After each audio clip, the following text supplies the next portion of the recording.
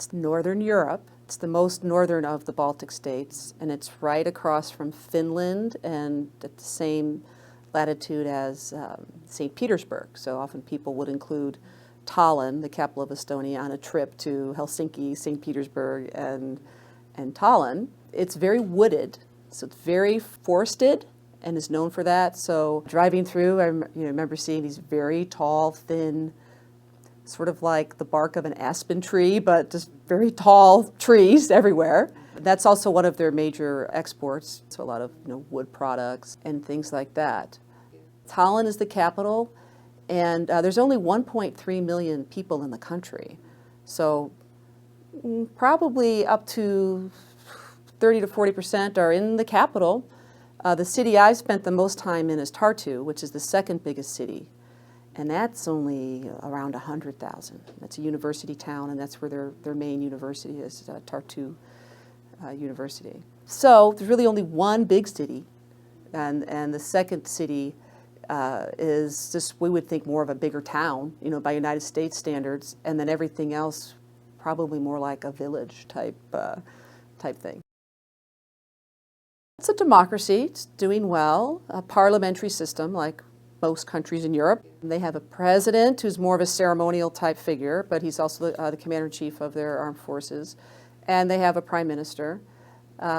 It's a coalition government. Again, most parliamentary systems have multiple parties, not like our system where it's one or the other, winner takes all. So that since it's proportional representation, often then to form a government, you have to have different parties agree to come into your coalition and then listen to the interests of the different parties to move forward while you're governing. So it's done well. It got into the European Union in 2004, so one of the first former communist countries to come in, and that was the same year they were admitted to NATO. So within months, they were admitted to the two major European institutions, NATO taking care of their security, and the European Union mainly for their economic progression. They're also in the Eurozone, so not all members of the European Union use the euro as their currency. And you actually have to have a better economy. There are higher standards to get on the euro than to stay on your own currency. In Estonia, like all the former Soviet republics, has a fairly sizable Russian population. And so why did this happen? Back in the time of the Soviet Union, the elites of the Soviet Union were basically the white Russians. And the Communist Party would appoint really the people who ran everything in the country. So you had a lot of the white Russians, the ethnic Russians, moving throughout the Soviet Union to really hold the key positions. And so then when the Soviet Union dissolved, they could either stay where they were, or they could go back to the Russian Federation, which was what was left of the Soviet Union. The Baltic states were considered the most prosperous and most progressive Soviet republics in the time of the Soviet Union. So the Baltic states were considered a really good place to go, nice place to live, seemed to have a higher standard of living than the other republics. So when things did fall apart, I think most of them thought, well, we're really better off here economically than going back to Russia, which had some very hard times there for a while economically. Well, they're known for their singing. In fact, it's interesting, for a country that's been, under the vise of some power, pretty much their whole history, it's hard to maintain your traditions under those types of situations. But singing is one of those things. And they have a big choral festival every year. And if you take a tour of Tallinn, they'll take you to the big outdoor theater for the choirs. So the folk songs, and that's how they have perpetuated their heritage through these traditions of singing. And that was part of when they were demonstrating and getting their independence, falling back on those traditions. The tools that Russia has to destabilize Estonia, any Baltic states, or really anyone right around them, is the energy situation. Because Russia supplies the lion's share of natural gas that most of these countries are dependent on. And so Russia has been not shy in using these levers, playing hardball to get what they want. You know, in Ukraine, they've shut it off periodically in past years. They'll play hardball with Moldova. They played hardball with the Baltic states. Just another sort of example of how the Estonians have sort of resigned themselves to having to deal with Russia.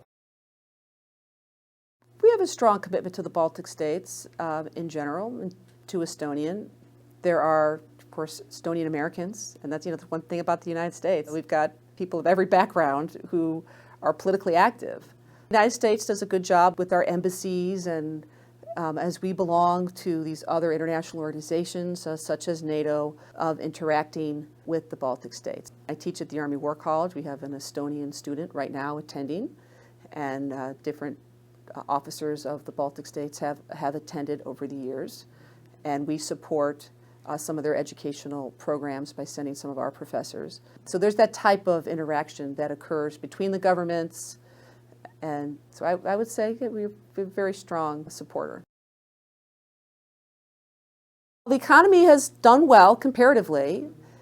It was a big transition for all the former communist countries, and they did well. I think the smaller you are, the easier it is to pull, you know, fewer people along. And again, if they're well educated, as they were, and they invested in sort of niche areas, such as the internet and all that leading edge technology that has to do with that. So they've led the way there, and it's been a center for that. So there's been the civilian and the military applications.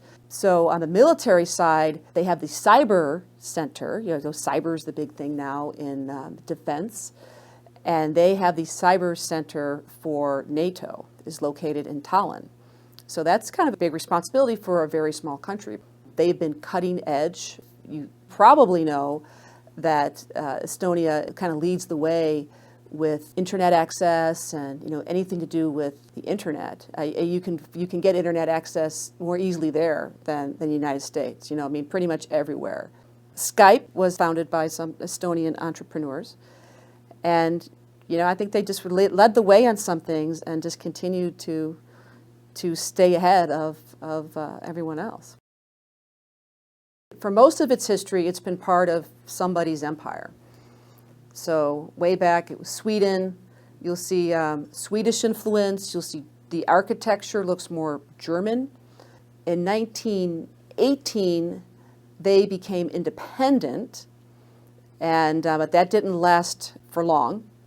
The Germans came in 1941.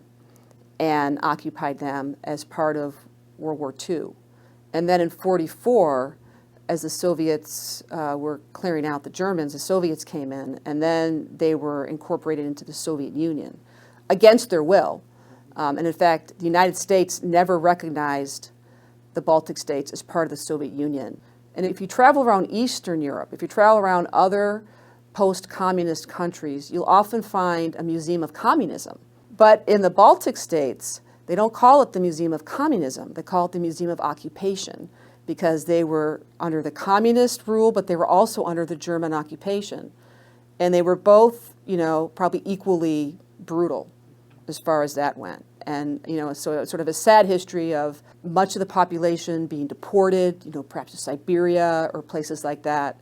At the leadership of the country at the time of the occupation on the Soviet side, even though they were forced into signing some treaty and didn't want to fight to protect their people, most of those leaders were shipped off to Siberia, and most of them, within 5 years or so, had perished. So when everything started to fall apart in the 90s, they kind of led the way. All these countries had their independence movements, you know, all been very public, with people coming out and sort of forcing the communist leaders at the time to capitulate, and then they jumped right in as an independent country. Old Europe, in terms, refers to what we used to call Western Europe. New Europe is like Eastern Europe, what used to be part of the Warsaw Pact or in the Soviet orbit. And you can pretty much generalize and say the countries that were part of the Warsaw Pact, who are maybe now mostly NATO members, they feel Russia is much more of a threat than, say, old Europe, Germany and United Kingdom, France. The Baltic states had been arguing for years that within NATO, they wanted NATO to at least do contingency planning in case Russia would become more aggressive in the region. And NATO had always refused, saying, "Oh, that would be provocative, or wouldn't be helpful." And they're concerned about the relationship with Russia too. But now, in the wake of Ukraine, those kinds of requests, I think, are being given more attention. A few years ago, the Estonian government decided to take down a statue put up in Soviet times, which was a World War II memorial to Russian soldiers. And it was in a very prominent place, and they just decided they wanted to take it down. And this became a huge issue with not just the ethnic Russians, but with Russia itself. And so there were protests over that, and I don't think that it's 100% died down, but it's an example of, you're an independent country, and you want to maybe get rid of some things that remind you of this particular past, but you can't completely disconnect from that past, because you've got a third of your population, really values that, and you've got that big neighbor right next door willing to, put pressure on you. Geopolitics, it means, it's a fate of where you're located on the map. You just have to put up with certain things. Of course, security in general, their approach has been to get into NATO as soon as they could. And that means then they benefit from the security guarantees of NATO for being a member. You may have heard of the term Article 5. That's the article of the NATO treaty that means that if any members are invaded, the other members will come to their defense. So, so if it gets to a military confrontation, I think they feel they have security there. The government and the Estonian people are very pro-West. Now, just like all these countries that have sizable Russian populations, there's some inherent tension in dealing with those. One of the issues that comes up are rules dealing with language. The situation in Ukraine, one of the reasons that got it escalating is that the Ukrainians passed something downgrading the status of the Russian language and elevating the Ukrainian language, and then this ended up being a pretense for Putin to do what he did. There was a little bit of that went on in the Baltic states and in Estonia. It's part of it's natural, because if you felt like you were under the oppression of the Russians for all these years, and now it's your country, you can make an argument that the national language should be Estonian. But part of the problem is to be considered full-fledged citizens, the ethnic Russians have to show some mastery of Estonian, and so this has been a really sore point. To understand Estonia, you really do have to understand the history and the geopolitics, which is why the history went the way it was. They're on the map where they're on the map. And so they're a small country, wedged between bigger powers. And so they've been caught up in that over the years. But, I'd say they're a very resilient country. They've come through, they've got that cold winter. They're great Nordic skiers. So there's certain things that I think have kept them together. If it's the singing, if it's the skiing, it's, the love of the outdoors, very proud, a strong sense of nationalism, because they've lost it, on occasion. And they don't take it lightly. So they're trying to, do what they can through diplomacy to ensure that their security stays strong.